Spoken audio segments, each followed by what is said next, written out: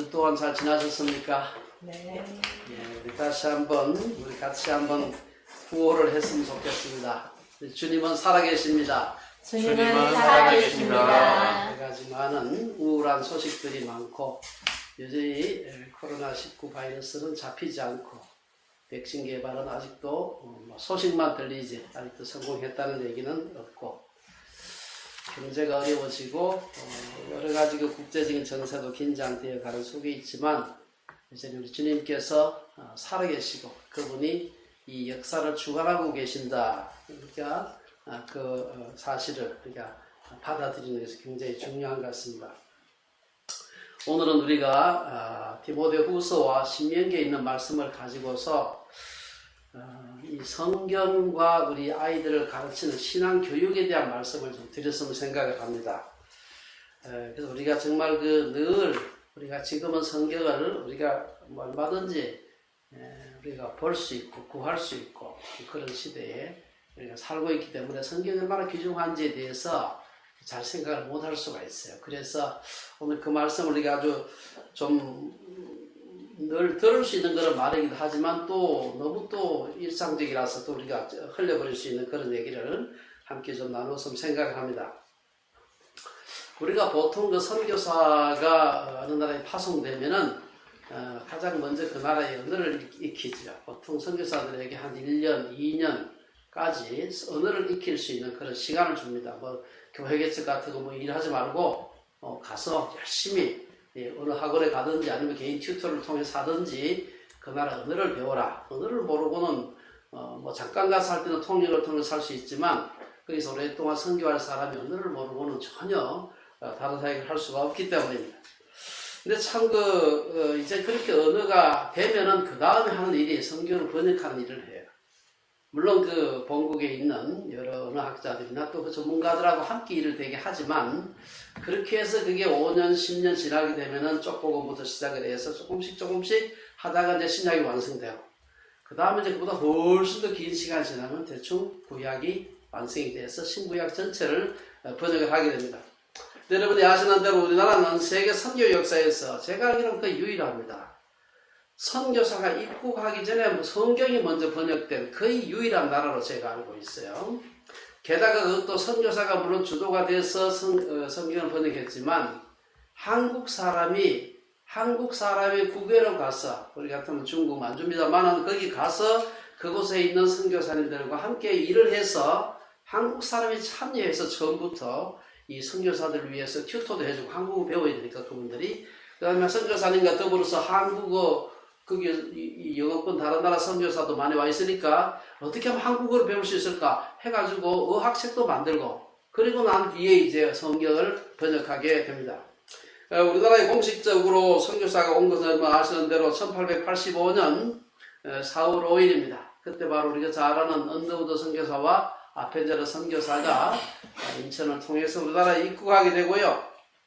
이분들이 와서 사실은 여러 가지 많은 그 일들을 했습니다만 이분들이 들어올 때 이미 그분들의 손에는 번역된 성경, 전체 성경은 아니지만 그 중에 쪽복음, 누가복음을 들고 들어왔습니다. 번역된 한국어 누가복음을 들고 들어왔습니다. 제가 이거 좀 찾아보니까 우리나라의 성경을 번역했던 분 중에서 가장 중요한 분이 바로 여러분 들어보셨을 거예요. 존 로스라고 하는 스코틀랜드 출신의 영국인 선교사입니다. 이분이 보니까 그분 중국 선교사로 왔기 때문에 중국어가 보니까 이름이 나약한이에요. 나약한. 물론 한자는 뭐 그런 건 아닙니다만 이름 나약한입니다. 어쨌든 그분이 나이 사실은 올 때 보면 나이를 보면은 24살, 25살 때 왔어요. 총각으로 왔든지 아니면 결혼한 직후에 신혼으로 그냥 부부가 왔든지 되게 그 나이에 선교사들이 와서 큰 일을 하는 걸 볼 수가 있습니다. 이분이 이제 와가지고 그 후에 총각으로 왔대. 이분은 결혼을 하고 왔어요. 근데 같은 한 살 차이 나는 맥킨타이어라고 하는 분이 존 맥킨타이어 이분이 총각으로 와서 나중에 이 존 로스 목사님과 서로 천안매부가 됩니다. 그러니까 누이 동생하고 결혼을 한 거죠. 어쨌든 그 두 분이 또 의기투합하고 그리고 우리 조선에서 한국에서 왔다 갔다 하면서 국경에서 왔다 갔다 하면서 무역을 하던, 요새로 말하면 보따리 장사죠. 그걸 하던 한국인 이영찬, 백홍준, 서상윤, 이성하 이런 분들과 더불어서 이 성경을 번역하게 됩니다. 근데 이 로스라는 분이 참 놀라운 게 한국어를 한국어 선생님이 이제 그 네 사람 중에서 이영찬이라는 분이었는데 한국에 대한 논리를 딱 들어보니까 이게 기가 막힌 언어라는 걸 알게 됩니다. 불과 알파벳 배우는데 요새 같은 가나다라 배우는데 30분 하면 다 배울 수 있고 물론 발음은 좀 어렵긴 합니다만 기본적인 원리를 배우는 데는 30분 하면 된다. 그리고 보니까 굉장히 글이 이렇게 발음이라든지 이게 아주 플렉서블해요. 온갖 발음이 다 나는 겁니다.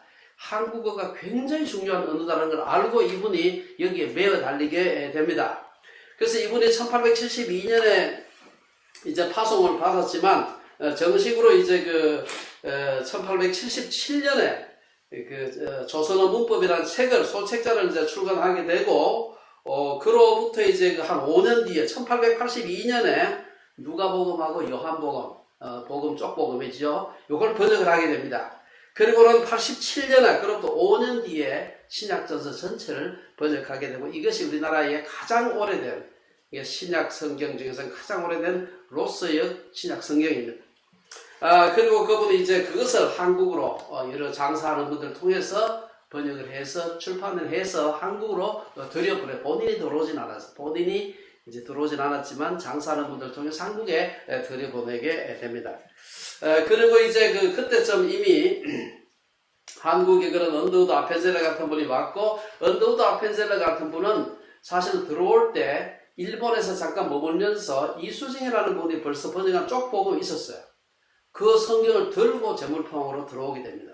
그리고 그때쯤 해서 한국 내에서 성경 번역해야 되겠다 해가지고 자체적으로 성서공회 그 전신이 있습니다. 그걸 중심으로 해서 성경을 번역을 시작을 하게 되고요. 1887년에 이제 그 성경이 신약 성경이 번역됐습니다만 그로부터 한 20년 조금 더 지나서 1911년에 처음으로 신구약 전체가 번역이 되게 됩니다.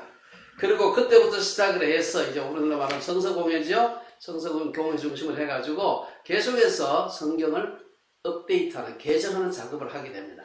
그래서 지금 우리가 여러분 지금 보고 있는 이 성경은 지금부터 한 1-20년 됐죠. 개역 개정, 한글 성경 개역 개정입니다. 우리나라가 그동안 쭉 오랫동안 써왔던 한글 개역 한글, 그것도 한 4-50년 썼죠. 그리고 아주 지금 여러분들이 보는 성경 외에도 여러 표준 세번역이라든지 공동번역이라든지 세번역이라든지 현대인의 여러 가지가 번역되어 있는데 참 놀라운 것은 제가 일본 교회에 대해서 좀 관심이 좀 있지 않습니까? 일본에는 사실은 예수님 복음이 들어온 지가 500년이 지났어요. 임진왜란때 이미 소생장가 아시죠? 이런 고니시 이런 사람들 예수 믿는 사람이었습니다. 그런데도 불구하고 물론 캐톨릭 신자였습니다만은 일본어는 지금도 물론 인구는 크리스찬 인구는 작습니다만은 번역이 2개밖에 없어요. 신공동역하고 신개역이 2가지밖에 없습니다. 근데 한국엔 지금 번역이 몇 개 나와 있는지 몰라요. 주로 공예회 때 사용하는 건 우리가 지금 사용하고 있는 개역 개정입니다만은 어쨌든 한국 교회의 특별한 성경 사랑 이것은 성경 번역하는 데서만 나타난 게 아니고 처음에 와가지고 이제 선교사들이 했던 일이 바로 성경 가르치는 일을 했습니다. 그래서 오늘날 소위 부흥회라는 이름으로 약간 변질된 그 전신이 뭔가 하면 사경회였습니다. 이 사경회 시초는 1890년 그러니까 언더우드 아펜젤러가 들어와서 불과 5년 뒤입니다. 그때 언더우드가 광화문에 있는 자기 집에다가 사랑방에다가 한 7사람의 교인들을 모아놓고 사경반이라는 것을 운영한 게 시초였다 그래요. 그리고는 이것이 출발점이 돼가지고 전국적으로 한국인 스스로 성경 공부하는 일종의 붐이 일어나게 됐는데 기록을 보면은 1910년에서 1929년까지 20년 동안 사경회에 참석한 연 인원이 129만 2천 명, 연간 6만 한 5천 명 정도, 6만 몇 명이 되는 굉장히 많은 숫자가 참여하게 됩니다. 이 당시에 이제 미국의 장로교 선교사, 목사이자 성경교사였던 소위 아서 피어슨이라는 분이 한국을 방문하게 됩니다. 배 타고 왔죠? 처음 배를 타고 와가지고 한국에 와서 보니까 선교사 들어온 지 불과 몇십 년, 한 1, 20년밖에 안 되는데 전국적으로 성경 공부를 막 여기저기 생겨나고 교회가 막 생겨나고 하는 걸 보니까 너무나 큰 감동을 받아가지고 이분이 피어선 성경 기념학원이라는 것을 만들게 됩니다. 오랫동안 지금도 이제 평택대학교가 그것의 전신이 이제 피어선 성경 기념학원입니다.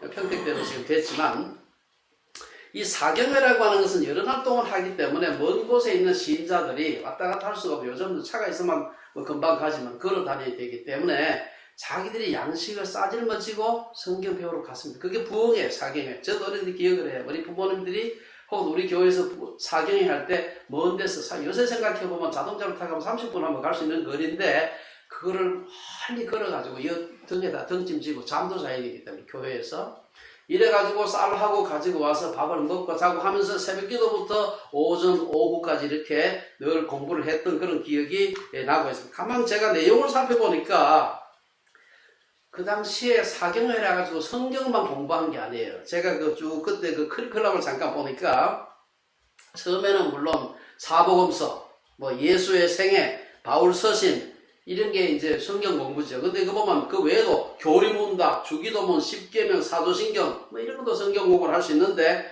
응용 과목이 있어요. 요새로 말하면 실천신학입니다. 보면은 주일학교 교수법, 경영법, 기도법, 개인전도법, 상담배의법 그리고 뭐 그룹 소위도 막 하고 여전도의 사경회도 따도 여자들만 또 모아놓고 하게 됐는데 보면은 아동교육, 뭐 건강위생법, 새생활운동 일종의 그 교회가 중심이 돼서 계몽운동을 한 것을 볼 수가 있습니다. 그리고는 그 끝나고 나면 나가서 이제 축호전도하고 모방전도하고 이랬습니다. 어쨌든 이런 사경회는 부흥 사경회로 발전해가지고 10년 부흥회 이렇게 발전을 해가지고 한국 부흥운동의 기틀이 되게 됩니다. 우리가 잘 아는 평양 대부흥회 1907년 1903년 그 전신이 되었던 원산부흥운동 이것이 바로 사경회에서 출발한 그러한 대부흥운동이었습니다. 이처럼 우리 한국교회의 바탕에는 성경 번역과 성경 공부에 대한 열정이 깔려 있었다. 이것은 뭐 아무도 부인할 수 없는 객관적인 사실입니다.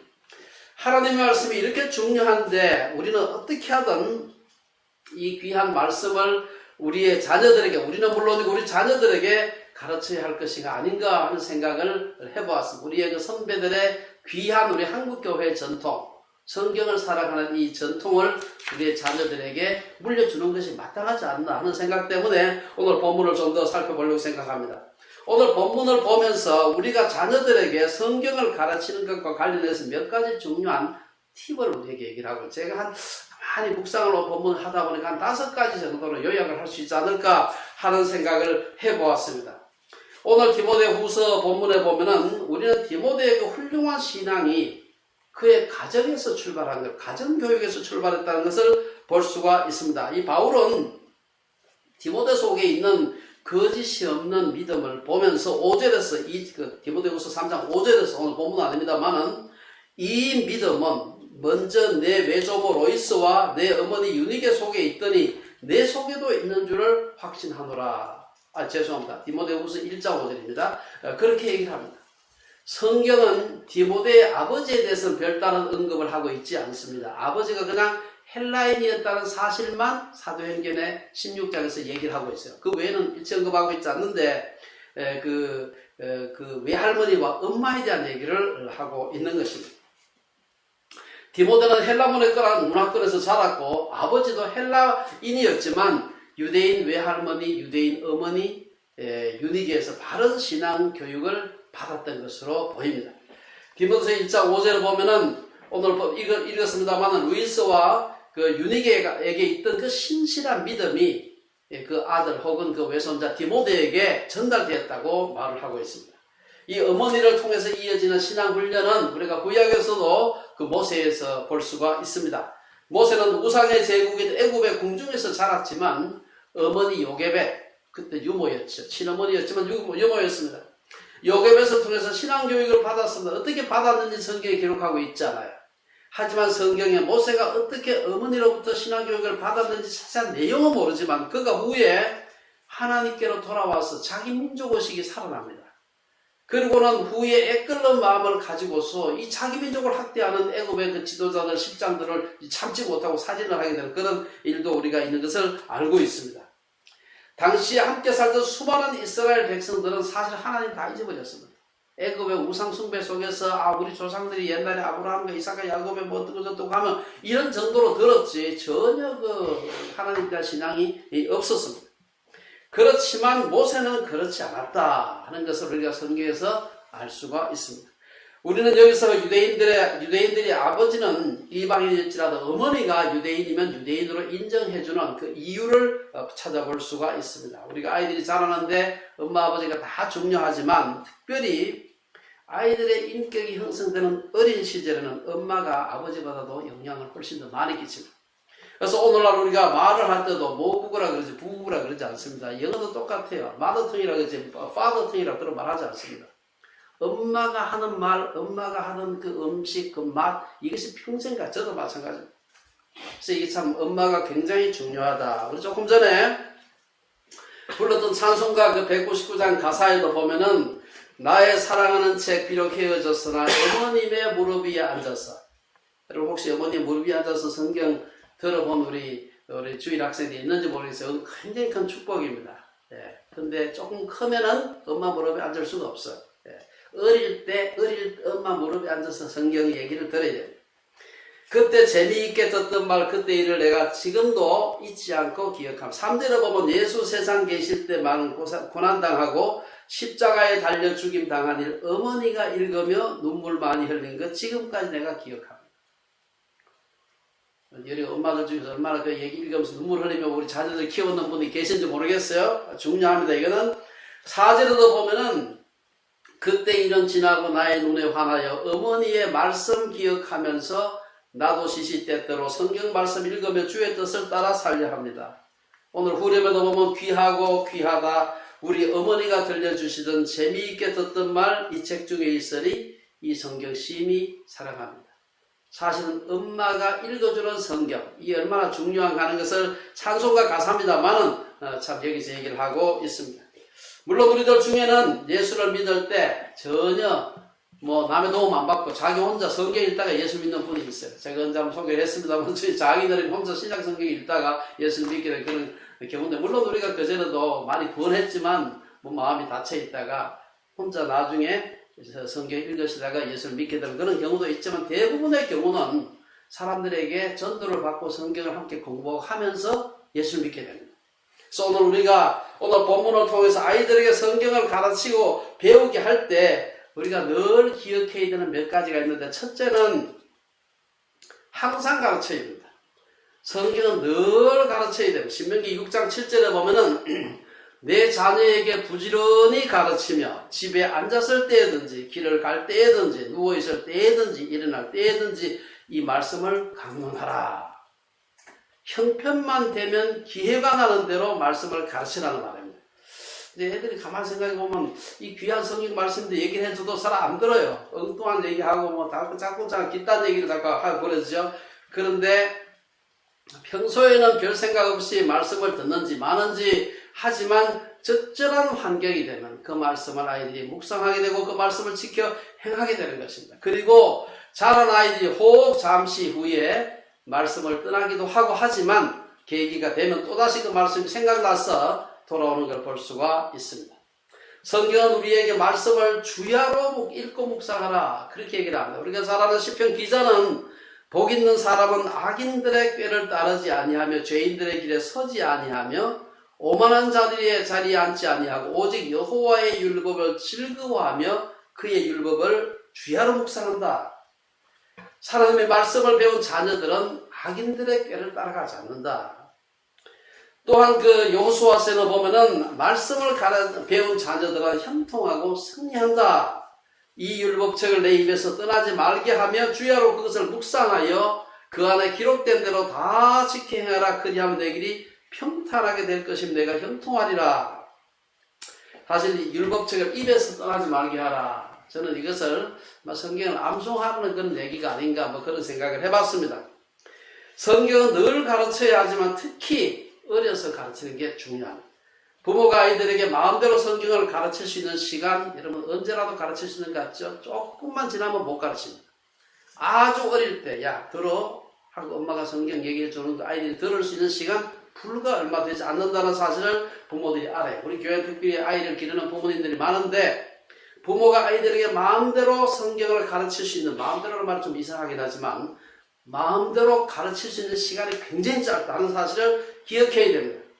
어릴 때 아이들은 말랑말랑한 흙덩어리 같아서 엄마들이 애들 머리 만들죠. 금방 났을 때 이렇게 눕히고 이렇게 눕히고 해가지고 머리가 동그랗게 보기 좋도록 약간 곰배처럼 이렇게 앞뒤가 길게 만들기도 하고, 그렇게 할 수 있는 기간은 굉장히 짧습니다. 애들이 머리가 굳어버리면 그 다음에는 아무리 옆으로 눕혀도 지가 알아서 그냥 똑바로 누워버리고 안 되는 겁니다. 이게 마찬가지로 투상만이 아니라 그 마음도 부모가 아이들의 마음을 만들 수 있는 기간은 굉장히 짧은 기간입니다. 아무리 조금만 시간이 지나면 이 흙덩어리는 단단해지고 부모가 원하는 대로 아이들의 모습을 만드는 것이 어렵게 됩니다.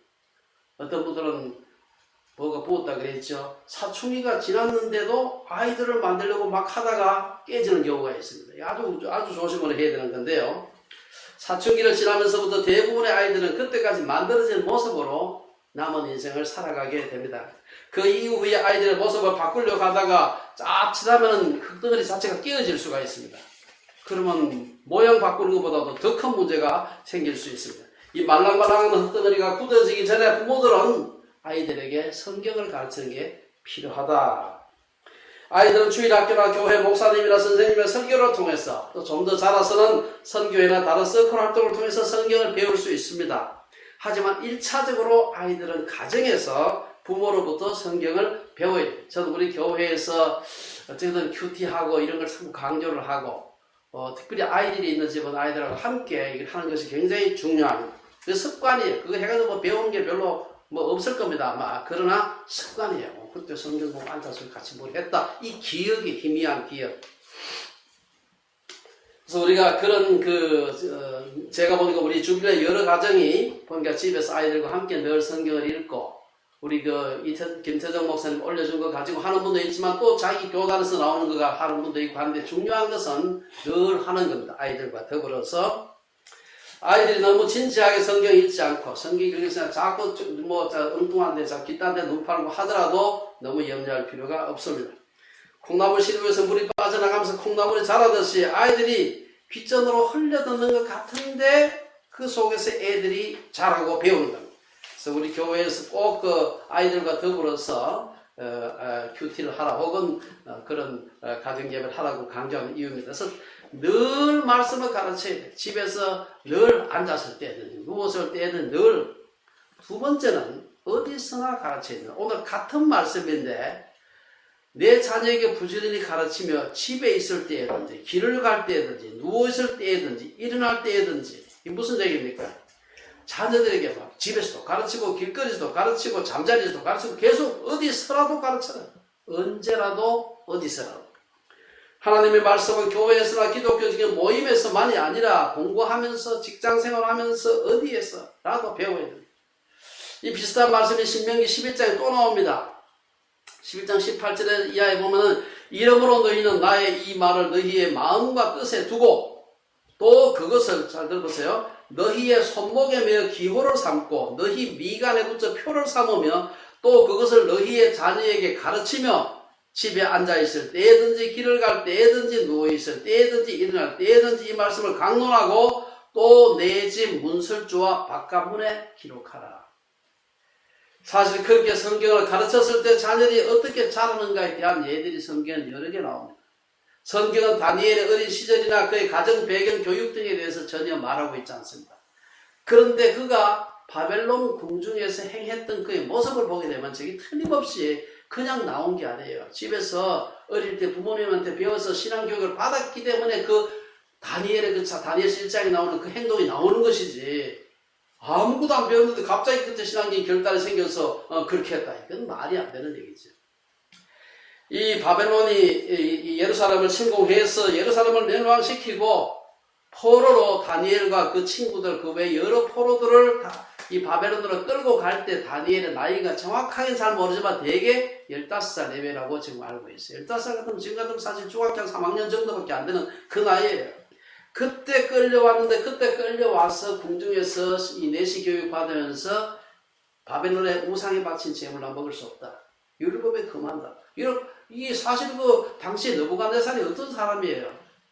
그런 그 대단한 신앙적인 용단을 내릴 수 있었던 것은 성경에 기록이 안 돼 있지만 그가 자랐던 그가 불과 한 12살밖에 안 됐지만 그때까지 받았던 그의 집에서의 신앙 교육을 그대로 보여주는 것이라고 볼 수가 있습니다. 언제 어디서나 어떤 상황에서도 하나님의 말씀을 원리를 적용하려고 노력하는 것이 바로 기독교 세계의 운동입니다. 모세와 같이 다니엘과 같이 디모데와 같이 교회사에 나오는 많은 믿음의 선배들과 같이 우리는 자녀들에게 자신이 직업이 무엇이든지 무엇을 하든지 말씀대로 사는 원리를 가르치는 것이 필요합니다. 그래서 우리 첫째, 항상 가르쳐야 됩니다. 언제라도 그냥 가르쳐야 되고, 또 하나는 이제 두 번째는 어디서라도 가르쳐야 됩니다. 세 번째는 성경을 가르쳐야 모범으로 가르치는 게 필요합니다. 오늘 신명기 6장 6절에 보면은 자녀들에게 말씀을 가르치기 전에, 우리가 부모로서 자녀들에게 성경을 가르치기 전에 먼저 오늘 내가 네게 명하는 이 말씀을 너 마음에 새기고 자녀들을 가르쳐 이렇게 되어 있어요. 새기고. 부모가 먼저 마음에 말씀을 새기는 게, 여기서 새긴다는 말은 다만 성경 말씀을 읽거나 외우라는 그 정도에서, 물론 그것도 있겠습니다만 그걸 넘어서서 그 말씀이 너희 부모의 마음속 깊은 곳에 영혼의 닻으로 앵커링이 되어 있으라 이 말이에요. 먼저 우리가 우리 자신의 마음의 말씀을 깊이 새길 때 신명기 6장 6절 이하 7절에 가면은 이 말씀을 너는 마음에 새기고 7절에 가면 내 자녀에게 부지런히 가르쳐라. 이렇게 말합니다. 이게 바로 이 말씀을 너는 마음에 새기고 내 자녀에게 부지런히 가르치라. 이게 흔히 말하는 쉐마의 가장 중요한 요지입니다.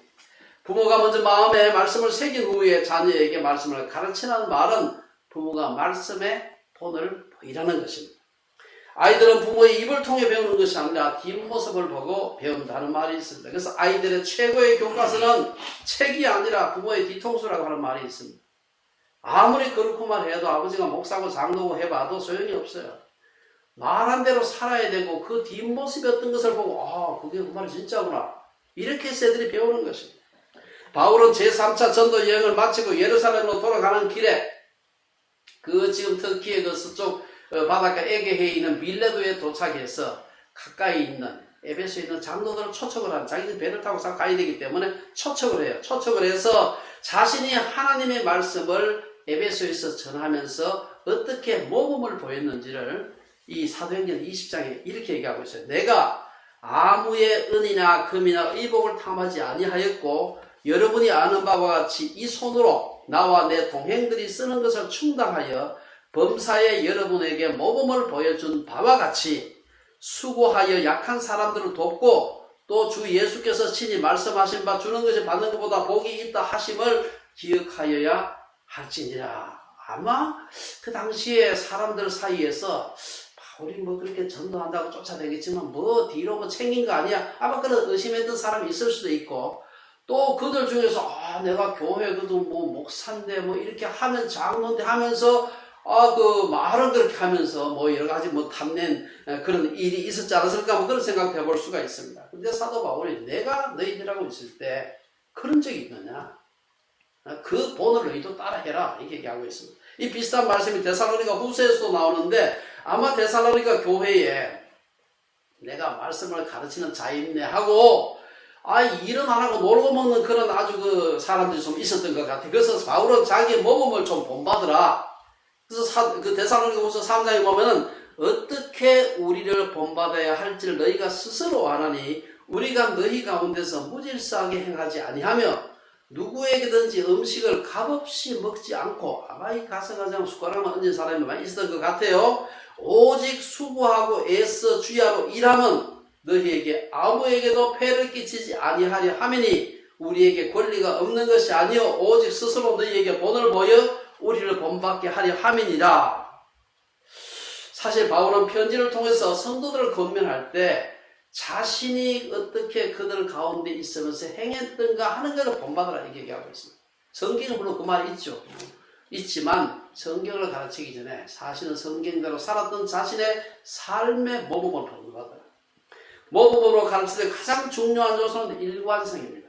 상황에 따라서 언제는 이렇게 얘기하고 또 상황이 달라지면 저렇게 얘기하고 이렇게 얘기하게 되면 사실은 아이들의 영혼을 타치하지 못합니다. 부모가 말로는 신앙이 우선이라고 하지만 인류대학, 좋은 직장, 세상에서의 지위, 성공, 권력 이런 것을 가장 중요한 가치로 생각한다면은 아이들은 눈치가 빠릅니다. 생각보다. 하는 말로 세상 말 하면 아이들이 귀신같이 그걸 알아차립니다.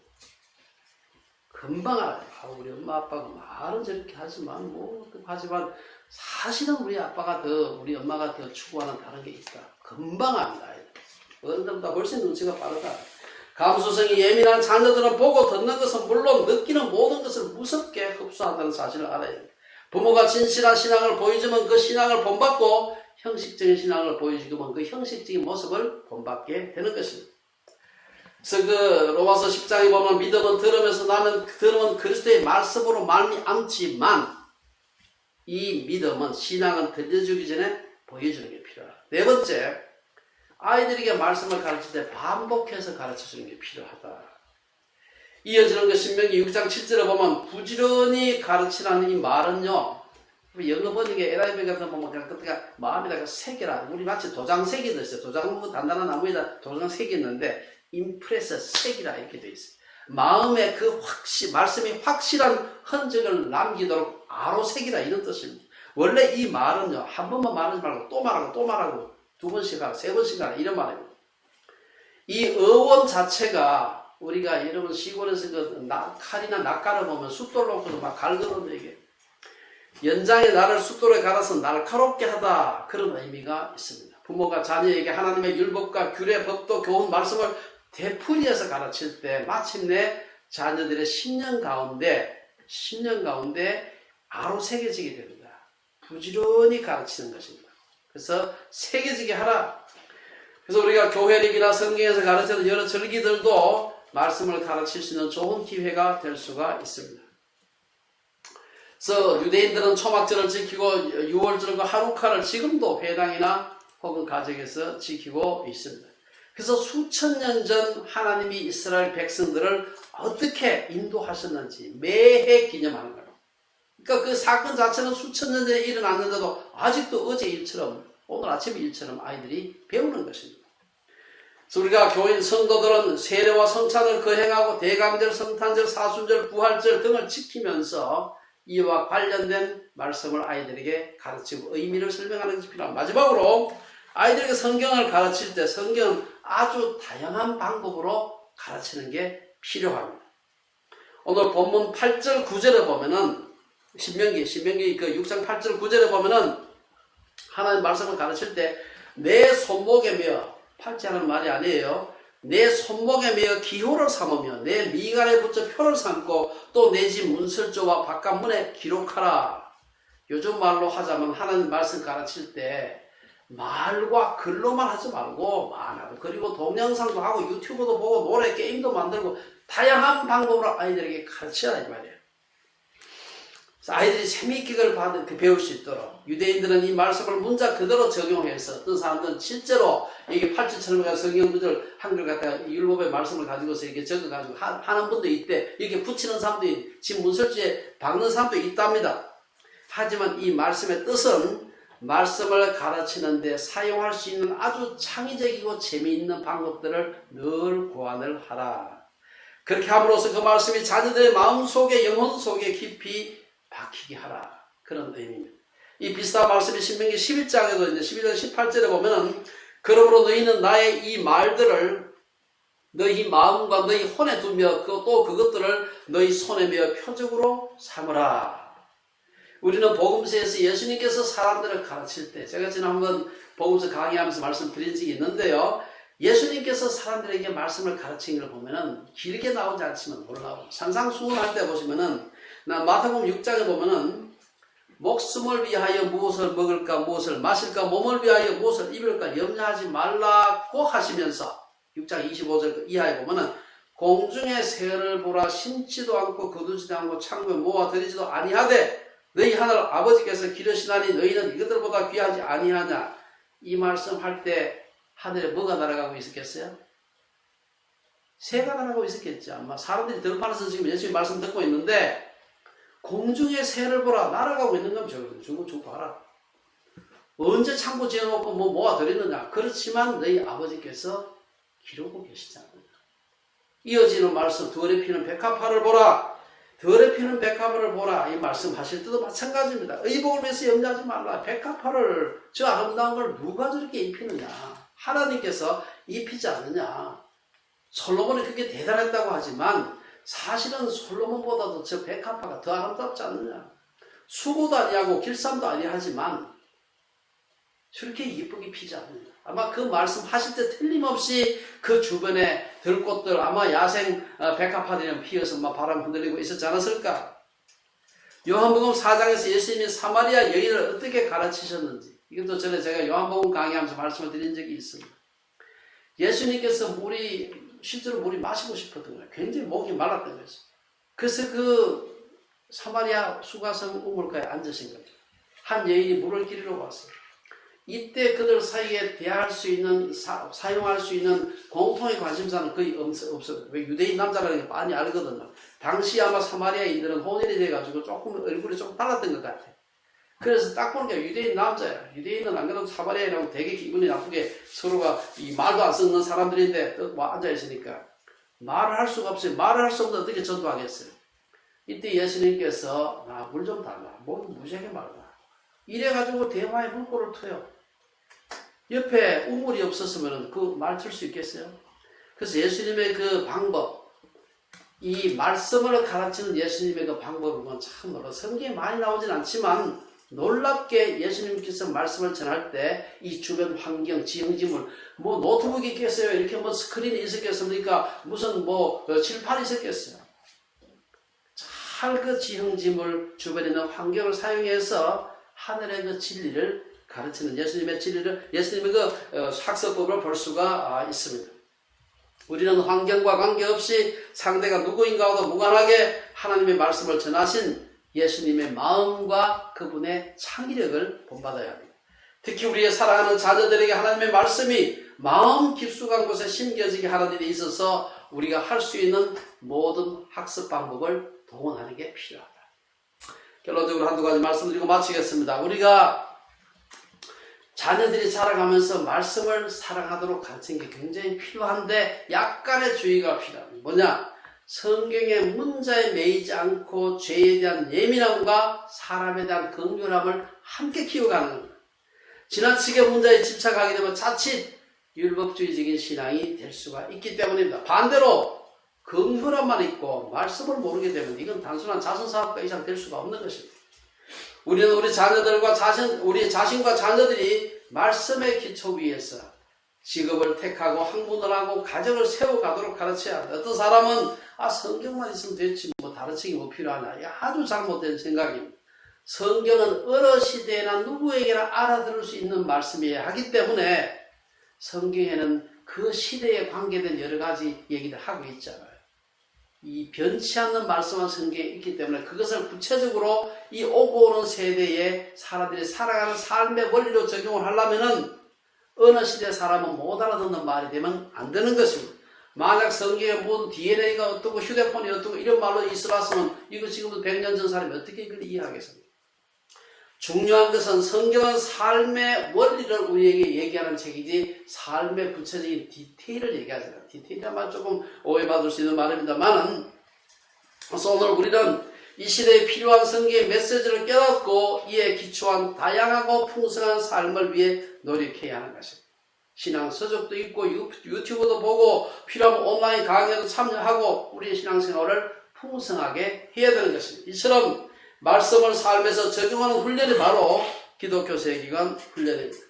우리가 자녀들에게 말씀을 가르쳐야 하는 이유에 대해서 오늘 디모데후서 3장 16절에서 이하에 보면은 이 성경이 하나님의 감동으로 된 것으로 교훈과 책망과 바르게 함과 의로 교육하기에 유익하기 때문에 하나님의 말씀, 하나님의 감동으로 되었다는 말은 이것은 하나님이 생기를 불어넣었다. 어디 연상되는 게 있죠? 아담을 만들 때 뭐 했다는 얘기 기억나죠? 하나님이 생기를 불어넣었다는 얘기입니다. 베드로 역시 베드로후서 1장에 보면은 성경은 오직 하나님의 감동하심을 받은 사람들이 하나님께 받아서 기록했다. 하나님의 생명을 불어넣은 이 말씀으로 교훈과 책망과 바르게 함과 의로 교육하기에 유익한 사람, 그런 사람을 기르는 것이 필요합니다. 하나님 말씀을 통해 선한 일을 하도록 구비된 자가 성경적인 지도자입니다.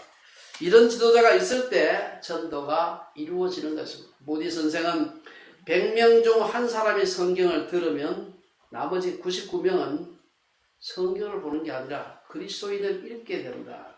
그런 말이 있어요. 다시 한번.